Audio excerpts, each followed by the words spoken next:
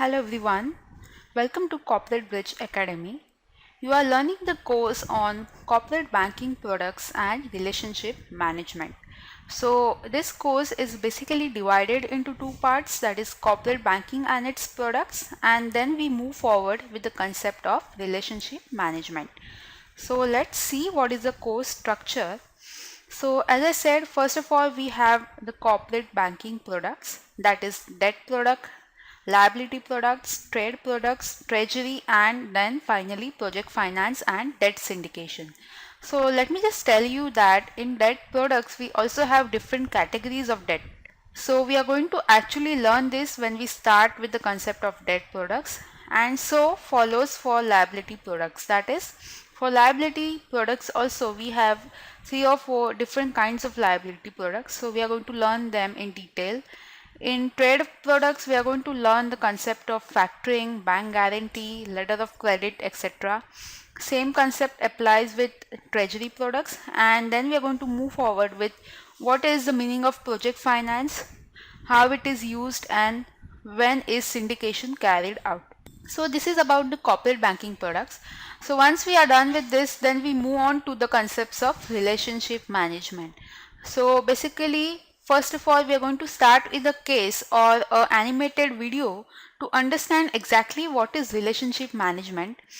Then we are going to move forward and understand what is the definition, the purpose, and how does information technology plays a very vital role in relationship management.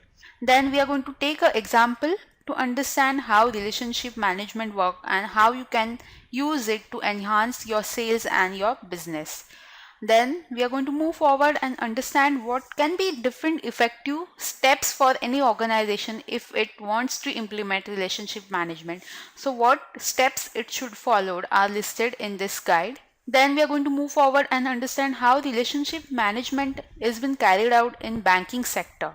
And then finally, we are going to start with the merits and demerits of relationship management. So let's first start with corporate banking products. Okay, so let us understand what is corporate banking. Now, basically, let me just tell you how we can go forward about it. Here we have a bank.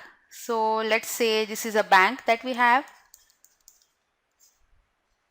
Now, you must have gone to a bank hundreds of times, or your parents must be carrying out various banking operations.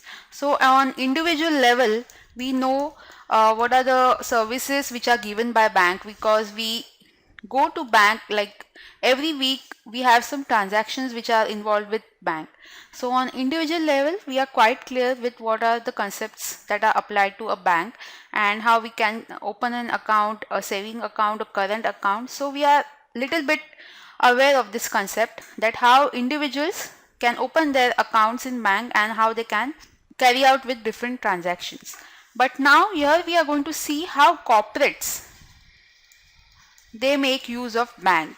Okay, so we are going to see how corporate banking, which is also known as business banking, it applies to various corporates, or we also have government which will make use of bank, and we have different kinds of organization or significant institutes which avail the services of the bank. So significant institutes, corporates and governments, so they will avail the services of bank. Now why will they go to bank? So there are various reasons why they will avail the services of bank, mainly for deposits or lending or for various e-banking operations.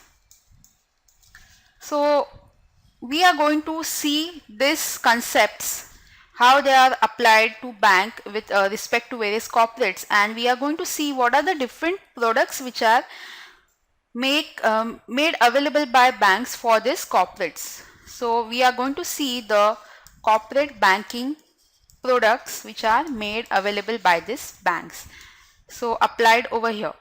So this is what we are going to see. We saw how individuals they make use of bank, but now we are going to see how corporates make use of bank and what are the different corporate banking products which are applicable and how various corporates can make use of these products. So this is what we are going to see. So now we see this animated PPT. Now here we will see how individuals, they basically go to banks for their different needs, but we also have various corporates and organizations and businesses. They will go to banks for their needs. So this is just what we saw now, just explained in an animated format. So let's move forward now and understand what is the definition of corporate banking. So let's see what it is. It is financial services provided by banks to corporates for meeting their banking and financial needs. So this is exactly what we saw. Now, the banking operation are carried out by both retail and investment banks. So we are basically going to concentrate on retail banking operation.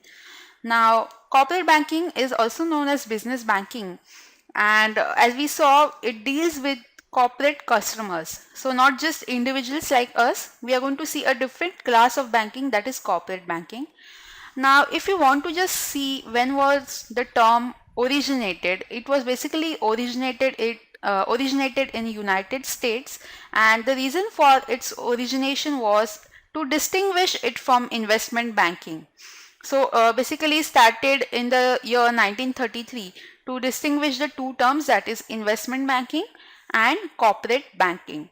So now this term is quite regularly used, and there are various corporate banking operations which are carried out in day-to-day operations of the business. So let's see what are the different corporate banking operations.